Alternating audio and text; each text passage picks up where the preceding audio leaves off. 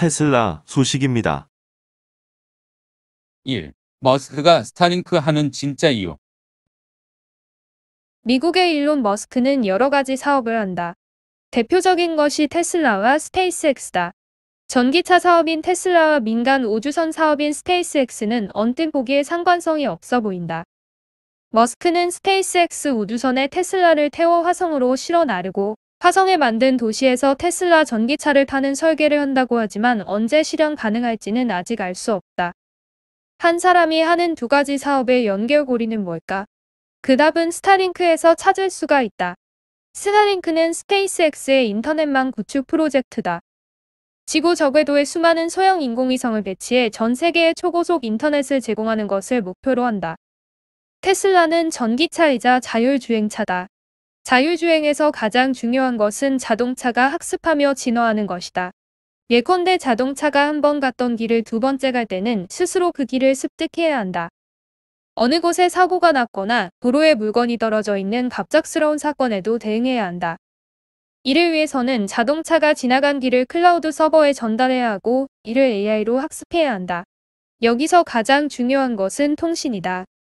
테슬라 자동차는 모두 통신망에 연결돼 있는데 이유는 크게 두 가지다. 첫째, 새로운 소프트웨어를 계속해서 테슬라에 설치하기 위해서다. 알파고와 같이 더욱 똑똑해진 자율주행 소프트웨어를 테슬라에 지속적으로 업그레이드 시키는 것이다. 최근 테슬라를 타고 놀랐는데 예전에 없던 기능이 갑자기 생겼기 때문이다. 테슬라가 사람이 걸어가는 것을 인지해 자동차 대시보드에 보여준 것이다. 점차 똑똑해지고 진화하는 셈이다. 통신이 필요한 또 하나의 이유는 자동차가 운행 중 사진과 동영상을 계속 찍어서 클라우드 서버에 보내야 하는 것이다. 테슬라는 현재 통신회사와 계약을 맺고 테슬라 모든 차에 연결된 통신망 사용료를 내주고 있다. 테슬라 자동차 구매 비용에 이 통신비가 포함되어 있다고 보면 이해가 쉽다. 문제는 테슬라 자동차가 많아질수록 통신비도 계속 올라간다는 점이다. 또 통신 비용을 한 번만 내는 것이 아니라 자동차가 주행하는 동안 계속 내야 한다. 이는 비용뿐만 아니라 보안 문제와 직결된다. 더 큰 문제는 통신이 안 되는 곳이 많다는 것이다.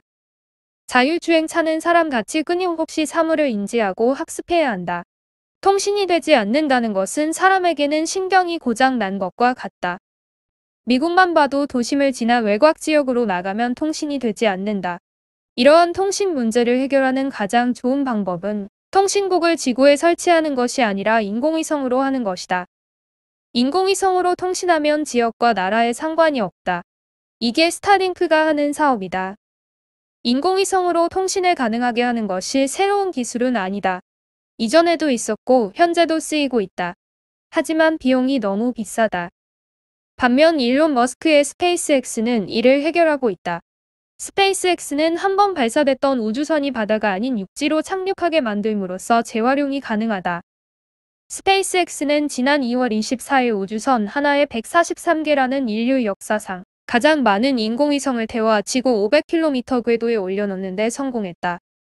한 인공위성당 100만 달러를 받고 우주로 보내면서 수익을 내는데도 성공한 것이다. 143개의 인공위성 중 10개는 스타링크 위성이다. 수익도 내면서 스타링크 인공위성 숫자도 늘린 일과양득이었다. 현재 스타링크는 일반인 대상 베타 서비스를 시작했다. 기기 대여값 등을 제외한 순수 월 사용료는 $99다. 먼저 스타링크를 써본 사람들의 반응은 나쁘지 않다. 생각보다 잘 끊기지 않고 속도도 빠르다. 인터넷 속도는 일반 통신사보다 2배 빠르다.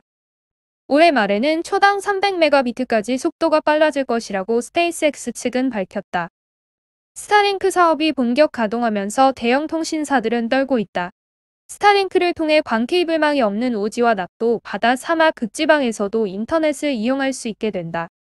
나중에는 해외여행이나 출장 시 로밍 서비스도 할 필요가 없어질 것이다. 스타링크로 전 세계 어디든 바로 연결이 되기 때문이다. 전 세계 모든 통신사가 스타링크 때문에 망하거나 축소될 수 있다. 일론 머스크는 스타링크를 스페이스X에서 분사해 IPO를 한다는 계획이다. 머스크는 작년 12월 25일 크리스마스에 자신의 트위터에서 수익 성장이 예측 가능해질 경우 스타링크를 IPO하는 것이 가장 합리적일 것이라고 했다. 이는 큰 의미를 가진다. 생소한 민간 우주 산업이지만 수익 모델을 만들 수 있고 비즈니스가 가능하다는 것이다. 우주를 잡는 새로운 회사가 생긴다면 그것은 우주적으로 거대한 회사가 탄생할 수 있다는 말이 된다. 플랫폼을 잡은 회사가 거대한 회사가 되는 건 인터넷 검색을 잡은 구글이나 전자상거래를 잡은 아마존, SNS를 잡은 페이스북을 보면 알 수 있다. 스타링크가 앞으로 어떻게 발전하는지 지켜볼 필요가 있다. 애플 소식입니다. 1. 호재 다가온다. 월가에서 애플에 대한 긍정적인 전망이 이어지고 있다. 오는 20일로 예정된 스페셜 데이 행사와 27일로 예정된 실적 발표가 주가 상승 동력으로 작용할 것이라는 전망이다. 15일 증권업계에 따르면 JP모간은 14일 애플에 대한 매출 전망을 올려잡았다. 노트북 맥 출하량 추세에 근거해서다. 투자은행 자문사인 에버코어도 1분기 실적 발표를 앞두고 애플 주가 수익률이 시장 평균을 웃돌 것으로 전망했다. 세미채터지 JP모간 애널리스트는 애플이 서비스 부문에서 진출할 수 있는 시장의 크기가 커지고 있다며 5G의 시장 점유율이 높아지면서 아이폰 교체 수요가 지속적으로 상승세인 점도 긍정적이라고 평가했다. 지속적인 이벤트가 있는 만큼 애플 주가를 전망적으로 볼 수밖에 없다는 게 월가의 시각이다. 애플은 오는 20일 스페셜 행사를 열고 아이패드 프로 등 신모델을 선보일 전망이다. 일각에서는 새 아이맥과 맥북, 에어팟 등 애플이 개발 중인 것으로 알려진 제품 중 일부가 공개될 것이라는 기대도 나온다. 약 일주일 후인 4월 28일에는 2분기 실적을 발표할 예정이다. 아미트 다리다하나니 에버코어 애널리스트는 애플이 시장 전망치보다 더 나은 실적을 내놓을 수 있다며 2분기에 대한 가이던스도 더 좋아질 것이라고 설명했다. 애플의 1분기 매출 컨센서스는 지난해 동기보다 39.6% 늘어난 766억 5천만 달러다. 월가 애널리스트들의 애플 목표주가 평균은 152.62달러로 14일 기준 132.03달러보다 약 15.6% 상승 여력이 남았다는 분석이다. 40명의 애널리스트 중 31명이 매수를 추천했고 7명은 중립, 2명은 매도 의견을 내놨다. 마이크로소프트 소식입니다. 1. 애저 에브리웨어 게트. 한국 마이크로소프트가 4월 20일부터 22일까지 국내 기업의 클라우드 전략과 성공 사례를 공유하는 온라인 포럼 애저 에브리웨어를 진행한다. 마이크로소프트 클라우드 플랫폼 애저는 업계에서 가장 많은 전 세계 60개 이상의 리전을 기반으로 성능, 속도, 안정성, 보안 등 다방면에서 업계 최고 수준의 서비스를 제공한다. 애저를 통해 국내의 많은 기업이 비즈니스 운영의 패러다임을 바꾸고 효율적이며 안정적인 기술을 기반으로 성장하고 있다. 실제로 현재 포춘 500대 기업의 95%가 애저를 사용 중이다. 이번 애저 에브리웨어 행사에는 SK텔레콤, 두산중공업, 매일유업, 웅진, 서울아산병원, NH투자증권 등 다양한 산업에 걸쳐 경제적 변화를 이끌고 있는 국내 기업 20곳 이상이 참여한다. 각 기업에서는 실제 비즈니스 혁신과 운영을 담당하는 프로젝트 리더들이 직접 나서 단순한 기술 도입을 넣어 기업의 경쟁력을 강화하고 성장을 이끌어내기 위한 디지털 트랜스포메이션 여정을 공유한다.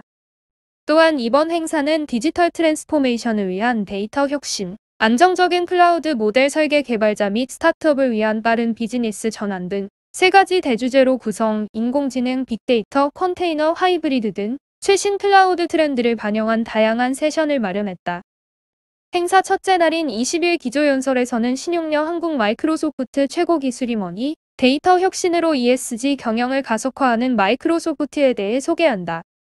다음 날인 21일에는 쿠버네티스의 공동 창시자로 알려진 브랜던 번스 마이크로소프트 부사장과 이한성, 한국 마이크로소프트 애저 사업총괄 팀장이 애저의 탄생, 한국으로의 진출과 앞으로의 미래를 주제로 발표한다. 마지막 날에는 샘 헌트 기터브 부사장이 연사로 나서 개발자의 기터브 사용에 대한 인사이트를 공유한다. 한국 마이크로소프트 이지은 대표는 디지털 역량을 통한 비즈니스 성장은 2021년 우리가 마주한 가장 도전적인 과제라며 단순히 기술을 도입하는 것만으로는 부족한 지금 이번 행사를 통해 국내 기업들이 안정적이고 유연한 클라우드 전략을 마련하고 비즈니스 경쟁력을 한층 강화할 수 있기를 바란다고 전했다.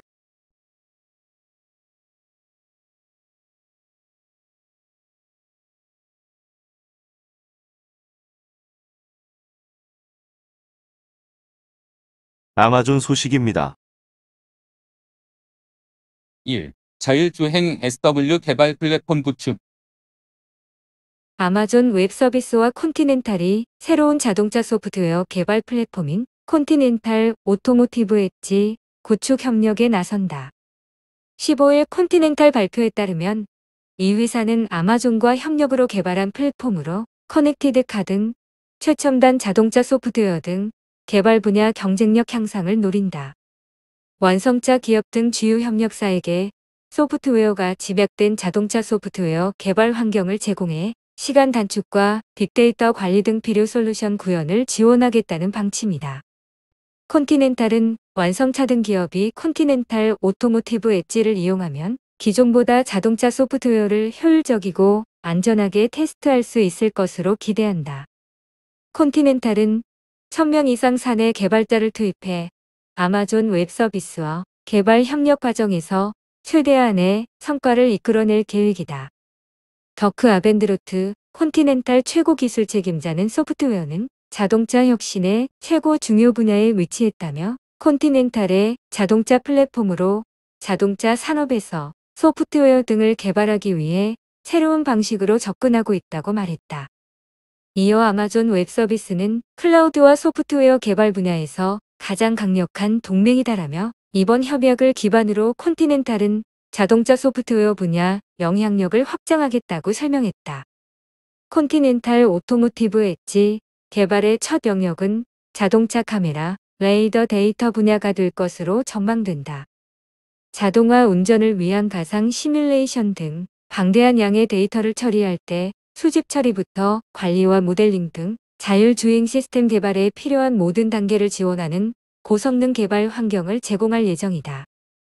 빌바스 아마존 웹서비스 부사장은 콘티넨탈은 모빌리티 시장과 자동차 분야에 대해 깊게 이해하고 있다며 아마존 웹서비스는 클라우드 컴퓨팅 선두 기업으로서 콘티넨탈과 고도화된 자율주행 시스템의 개발을 지원 환경을 만들기 위해 노력하겠다고 말했다. 보잉 소식입니다. 1. 여행객 늘면서 737맥스 등 항공 기주문도 호전. 보잉사가 최근 사우스웨스트 항공사의 대량 주문에 힘입어 3월 중 주문이 보잉 737 맥스 항공기 주문 취소량을 상쇄하는 데 도움이 될 정도로 호전된 것으로 나타났다. AP통신 등에 따르면 보잉사는 13일 3월 한 달간 196대의 항공기 주문을 받았다고 발표했다. 여기에는 이미 사우스웨스트사로부터 주문을 받았다고 발표한 100대도 포함되어 있다. 주문이 취소된 건도 156대에 달한다. 터키항공이 50대의 맥스 제트기를 주문했다가 대부분 취소하고 일부만 다른 기종의 선택으로 대체했다. 그래도 총 40대의 주문이 들어옴으로써 보잉의 1분기 실적은 76대로 상승했다. 보잉사의 항공기 수주는 지난 2년 동안 완전히 추락했다. 처음에는 보잉 737맥스 제트기 2대의 추락 사고가 이어져 이 기종의 모든 항공기가 운항 금지되었고 나중에는 코로나19의 세계적인 대유행으로 모든 해외여행이 멈추면서 신형 기종에 대한 항공업계의 수요도 사그러졌다. 효과가 좋은 백신이 널리 공급되면서 최근 항공 여행객들이 다시 늘어나고 있지만 아직은 코로나19 이전 수준에는 한참 못 미친다.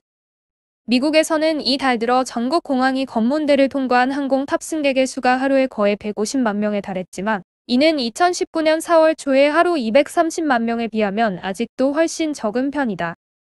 보잉사도 노후 항공기를 대체할 새로운 항공기 수요로 시장이 활성화되고 탑승객의 증가를 보기 위해서는 지금보다 국내외 여행이 더욱 지속적으로 활성화되어야만 한다. 시카고에 본사를 둔 보잉사는 4월 들어 29대의 상용 여객기들을 인도했다. 그 가운데에는 맥스 기종 19대 군용으로 개조한 737 기종 3대 여객기와 화물기를 포함한 7대의 동체가 넓은 대용기가 포함되어 있다. 한편 아메리칸 에어라인은 13일 보잉사로부터 18대의 맥스, 19대의 787 기종을 2년 이내에 인도받기로 합의했다고 발표했다. 보잉사의 주고객인 아메리칸 항공사는 1분기 결손액이 13억 달러에 이를 것이라고 말하면서도 새 항공기 매입 사실을 밝혔다. 보잉사의 주가는 약 1.5% 상승했다.